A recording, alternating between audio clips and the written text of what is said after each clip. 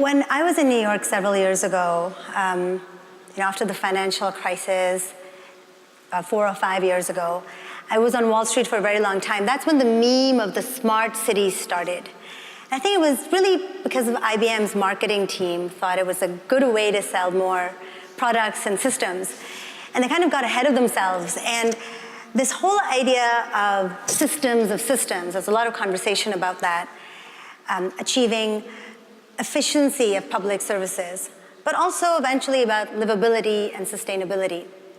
And for Singapore now, a lot of people pointed to Singapore as a quintessential example of the smart city. Singapore now has been talking about the smart nation. And in that way, I think it's much more aligned with what my view is of a smart city. It's a place where you foster productivity, creativity, and inclusivity. I think these are really important parts of a people-centered city. When I went to some of the cities like Songdo, I almost used to always ask them, there were these spanking new buildings, but there were no people. There was often never any conversation about privacy and never any talk of poverty as well. All things, the 3 Ps that really matter to me. And today I'm here to talk about the 4th P, which is play. So I grew up in Pakistan. Why does this matter? It matters because in the developing world, we see people migrating to cities every single day. And this is important because it reminds us why people migrate. People migrate for social and economic mobility, not for technology, not because they can plug into their health system more easily, or that they can have sensors everywhere. This all does not occur to them. What they care about is that there is an opportunity for them to earn more, to have a higher quality of life, and a future for their children that is better than they have. And this is now becoming important even for people like us who live in cities that are quote-unquote developed. Because just like those people in villages feared for their jobs, I think a lot of people in cities fear for their jobs as well. This is a report that was, it's based on a study at Oxford University, and it's quoted a lot of times. I haven't really gone into the statistics or the analysis of it very deeply, but this is from The Economist, and it basically says that 47% of jobs will be automated. This is a concern for Singapore as well, which relies so heavily on human capital and not its natural resources. In fact, DPM, the Deputy Prime Minister, who used to be the Finance Minister also, actually said, what if jobs and skills have an expiration date? So you're in a city, now you've made it. Either you were born in a city if you're Singaporean, or if you're from India or Pakistan or some other place, now you've moved to a city, now you've got the job, but now there's no guarantee that the job you have will still exist.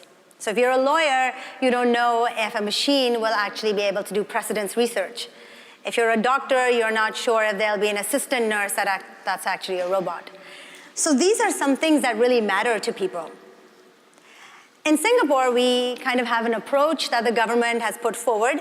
I was on the Ministry of Education's committee last year, and that committee was called the Aspire Committee. I was with Minister Indrani Raja, and we were thinking about how to pivot the higher education in this country to make it more aligned with the innovations that are happening in industry. And the key to that was to have closer links between industry and education. So Skills Future, for anybody who's been reading the news recently, is really a concerted effort by Singapore and all the educational institutions in Singapore to create an environment where students can more closely work with industry and experiment and take part in the innovations that are happening in industry. So what do? I have a new startup called the Keys Academy. And what we do is we provide an enrichment hub for students who want to look beyond grades and actually want to have the skills that will be still marketable and keep them employable in an era of automation. I think we're in a real danger in Asia. And I don't know how many of you have studied in Asia. I studied in Asia. And we have often equated rigor with grades, assessment, memorization, doing very well in our classes.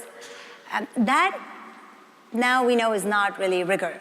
So people who come first in their PSLE exams, or who do very well in O-levels and A-levels exams, that's what we consider rigor.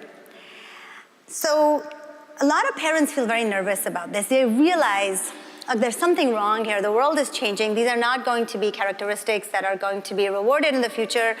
So I'll just throw my kids in after-school activities that are mostly play. And in play, they just think it's fun. Fun, fun, fun, fun, fun. And I think because in Asia we got rigor wrong, we're about to swing the other extreme and get play wrong as well. Why is that? Well, rigor is really understanding concepts that are complex and ambiguous, contentious, and it's really deep conceptual understanding of a particular topic and the ability to take that knowledge and apply it to new contexts. Whereas play is making sense of the world through interaction and the freedom to experiment and the permission to fail. I think for me, it's more freedom than fun. Right? The freedom to do what you want, the freedom to push boundaries, the freedom to make rules and break rules, that's play. And when we think of an education system and a systematic way to produce the labor force of the future in Singapore, or how to develop our human capital, we need to think about rigor and play and the intersection of rigor and play, keeping these two definitions in mind. John Seeley Brown has been thinking about what makes someone successful in the 21st century. And he has this idea that traditionally we've given a lot of importance to this idea of Homo sapiens, man who knows. In fact, that's usually how we refer to ourselves as a species. But he also says there's Homo faber, man who makes. And so the 21st century learner, or someone who would be successful in the workplace of the future, would be somebody who embodies the characteristics of Homo sapiens and Homo faber, and then he adds onto it Homo ludens, man who plays. And he talks about an education system that gives equal weight to all three of these things. So it gives you a space where you can do all three. And a lot of you, in fact, all of you are adults. I'm sure many of you are not even married or have children, and you may consider, why am I talking to you about this? Well, it matters because we live in an environment and an era of lifelong learning. So even as all of you go out and think about what you need to do next for your next career, your next job, this is one way of thinking about how you should pivot your lifelong learning and education. So where are these spaces?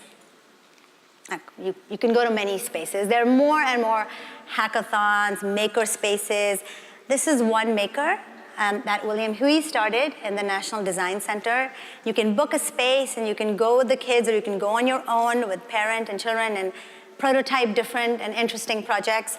There's hackathons that IDA, Jacqueline was here earlier. She's been putting together quite a bit. I think these are all really valuable spaces. But I am a believer in going directly, immersing yourself in the marketplace. So what does that mean? It's having skills through something that I call is an externship. Now, an externship I would define as a learning experience that teaches secondary school students the skills and the opportunity to solve a problem faced by a company in their field of interest. Usually when we look at high school students, here you would call them Sec 4 to JC 2, you don't get any exposure to companies. They're trying to change that now. This applied learning pedagogy is actually now being rolled out by the Ministry of Education. And people are obsessed with this idea of internships. Interning, being inside a particular company where nobody gives you any importance. Nobody knows or knows what to do with interns. Have you ever had interns? It's kind of difficult to manage them. Most of the time, you're like, what the hell am I supposed to do with them? And the interns usually come out of the experience and they say, wow, I learned something. I definitely don't want to work in that industry. All of them say that. And so it's terrible. It's lose-lose for both the company and the student, not to mention for the parent who's been pinning their hopes on it. So an externship came to me as I went from company to company, and I said, look, you've got to give these kids a chance. They may be 15, they may be 16, but they're really smart. And they said, look, we don't know how to do this. We don't know how to manage them. And I said, well, you know what? I can broker this relationship between schools and industry. And so we created this startup. It's called The Keys. And it's in Odeon Towers on Northbridge Road. And what we do is we provide a space where companies come in and give innovation challenges. Not stupid here, photocopy this, get me coffee, don't waste my time. But this is a real challenge that I'm facing, and I would like to give it to students. And then students sit in what is a kind of a co-working space in our little startup, and they solve those challenges. We tell them, we scaffold it a little bit, we tell them some skills to learn, and then they go out and they meet the company, but they are housed. So they're externs, they're external to the company. But it's kind of a win-win, because the company gets to see their future consumers, gets fresh talent to think about creative problems, and the students get a real experience, at the end of which they present to someone in senior management. So otherwise, you go for an internship, you can see the senior management, they're kind of, walking down the corridors all day long, but you barely get a chance to talk to them because, you probably don't have something useful to say. But here, companies have agreed to give them that time. And the companies themselves only have to spend about 6 hours during this couple of weeks externship with the students in terms of managing them. So what happens? You give the company, we go to a company, we devise an innovation challenge, we bring it back, the students tackle the problem, and they present it to the corporate partner, and then there's a learning pathway. You go from simpler problems to more difficult problems. In Singapore, if you're under 18, you can't even sign a non-disclosure agreement. That's a problem if you want to have students working on something mildly even secretive. So we come in, we broker it, we make it and we parse it and we ring fence it in a way that students can take on these challenges. So who are some of our partners? We have a lot of them, and there are 3 types of partners that we have. But we have Jungle Ventures that we're signing on as a partner. Jungle Ventures does a lot of investments in startups. They've had a lot of successful exits like ZipDial in India, and they also recently had Ratan Tata join them on their advisory board. We have Autodesk. Autodesk has 3 things. They work with Lucasfilms. They do virtual 3D museums, and they also do smart city networks and numerous other things. They've given us a number of challenges that they're working on. Bloomberg is a media company. It wants to understand how to reach the millennials and the younger generation. All of these are challenges. ActionX is an SME. SMEs are the best for us because they need the manpower. And so ActionX, I don't know how many of you have heard of zombie runs. So basically, you run and these actors dressed up as zombies run after you. And incredibly popular. 20,000 people showed up for this in Shanghai 2 months ago, 10,000 in some other city. So this guy, he's ex-Singapore military, he franchised ActionX for Asia. And he's growing in leaps and bounds. And one of the things he wants to do is have some wearable tech so that when you're running, people want to know their heart rate, they want to know if their friends are nearby, they want to know how their perspiration is. So he has 8 students from SUTD working on this app, and then one of our students is helping think of the user experience design. So that's a challenge. And then Upcom. Upcom lays the internet cables in HDBs, amongst other places. So what's the problem? What's the most common problem operations companies like this face? Well, migrant labor, or the lack thereof. And so this is the problem that they have. They're like, what are we going to do? So the students are going to talk about the law, they're going to think about it, they're going to come up with operations optimization. There are some boundaries under which they work, but in a way, they're completely free to come up with creative solutions. I like this, because what happens is, real life is unpredictable. It's constantly changing. So it puts a certain amount of pressure on them, but it takes them away from being an employee where you're completely limited in your creativity. And entrepreneurial learning, there should be a pathway to it, right? It's not that you keep working on the same problems. That's another reason why we exist, because we don't take any money from the companies. We are only interested in students and increasing their skills and giving them exposure. So this is a string of salons called Hairy Culture. It hasn't been doing very well. I think its name might have something to do with that. But I don't know. Anyway, they haven't changed the name, but they've asked us to help them. They haven't been doing very well. Their marketing is bad. They need some consumer and interesting kind of service innovation. And so some of our students are working on this. Talked about Bloomberg. Other partners we're in talks with are Google, Uber, Airbnb, Garena, the mobile app company, which is considered a big unicorn in Singapore. So these are some of our students. These are from United World College. They were just here this week, so I took the most recent batch. The guy in the glasses is our mentor, so that's kind of our externship supervisor. This person sits in the co-working space and guides them as needed a little bit. And then Kevin Sullivan is a director at IEN Consultants. IEN Consultants look at sustainable design of buildings, but also at sustainable food supply chains. So the girls spend a lot of time thinking of food supply chains and looking at wastage and going out there and doing research with him, without him, and then coming back in our offices and finally gave him a presentation. And he said they didn't solve it. And this was important because we never say you should solve the challenge. You tackle the challenge. There is no solution always. It's not an equation. It's not an exam. Part of playing, as I said, is the permission to tinker and the permission to fail and the freedom to experiment. Finally, a lot of people ask me, well, what about those kids who just want to build their own thing? And there's no problem with that. Although having some experience being an entrepreneur myself, I think it's useful to work in other entrepreneurial ventures that other people are running and learning from them. But we have level 3 when you kind of can identify your problem. And it's really important. This is not age specific, and it's only skill specific. If you prove that you've had ideas that are good, you can form an international team, and our partner is Conrad Innovation Challenge. Pete Conrad, the third man on the moon, he unfortunately passed away in a motorcycle accident, and his wife set up the Conrad Innovation Challenge. It's a business technology challenge, and people from all over the world participate in this, including Tel Aviv and our partner, Milken Community High School. And this is one of the ones that they did. The next one, we'll be doing it together with them. So again, giving them access to international teams, both for competitive advantage, but also to understand how to have cross-collaboration and cultural collaboration skills.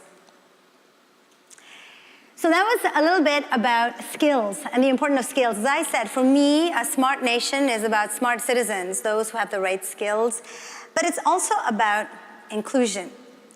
And that brings me to the second venture that I've started in Singapore. It's a nonprofit, and it's called 21C Girls. That's 21st Century Girls. And our mission is to empower girls and women with technology, because we believe that any kind of discrimination, gender, race, age, sexuality, it all leads to less diversity, less innovation. We've been working with, again, United World College Foundation, and with Google, we have an introduction to coding class that is taken by 250 girls in Crescent Girls High School. A number of other schools are also going to be joining this. And the key here was introducing the girls in terms of applied learning and pedagogy. So if they're learning about conditionals or loops, which are basic computational thinking concepts, we put it in context of drones and cloud. All the time, we try to give them that exposure so that they won't pick up the newspaper. They can actually understand what is happening in the world in terms of industrial innovation. The other thing that I believe in, again, bringing me back to the fact that I'm originally from a developing country. So I grew up in Pakistan, I was Pakistani. I went to America, spent most of my life there, became American, and recently I became Singaporean because I just moved here 3 years ago. So that journey has helped me think through living in 3 very different places, has affected the way I think about education. In Pakistan, I remember I was working with women in microfinance in villages. I've always been interested in women's rights. And I was so impressed by the way, once they had some money, their understanding of everything from business, cash flows, interest rates, profit and loss, they didn't call it by those names, but they clearly understood it. They were very smart. And so whenever we have programs at 21C Girls at cultural associations like Sinda and Mandaki, where, as you can see, we teach the kids robotics, we have another room where we have the moms. Because otherwise the moms come and they sit outside and they're just twiddling their thumbs. So we just call them into the room and we said, why don't you get onto code.org and let me tell you a little bit about why your children need computer skills. And it's not that hard and it's kind of interesting. And a lot of moms, they're just, they're actually there and they're trying hard and they'll work in pairs. And afterwards they say, this is not that hard, I can do that with my son or my daughter. So women have a huge role to play in education and the importance of creativity and understanding these things. The worst thing that you can do to parents is dismiss them, that they don't know what they're talking about, be patronizing to them. No matter what economic class they come from, parents always do want the best for their child and they pick up very quickly if you explain things to them well. That is very, very important to me. And Sinda and Mandaki are, as you know, they're two cultural associations that are doing a lot for their communities. Finally, something else that matters to me a lot, which is being balanced about technology. And so this is from our website. One of the teachers, my colleagues at the Keys Academy put together an ethical dilemma. Ethical dilemmas matter a lot. They especially matter when you care about inclusion, when you care about diversity. And we don't introduce children to them very early on, certainly not in context of technology, and we should, because it not only makes them thoughtful about how they should use technology, it also makes them feel empowered relative to technology because it gives them a choice. It very subtly, again and again, reinforces the importance of design and algorithms and the fact that they make choices every time they do that. So we have started introducing this in our classes. And again, a smart nation, a smart city, a playful city, you can call it anything you want. The important thing is that inclusion matters, and more than that, ethics matter. No matter how you use technology, it's always a double-edged sword. So thank you very much for listening to my thoughts on education and play in the Smart Nation. And I look forward to hearing from you on questions regarding education. Thank you.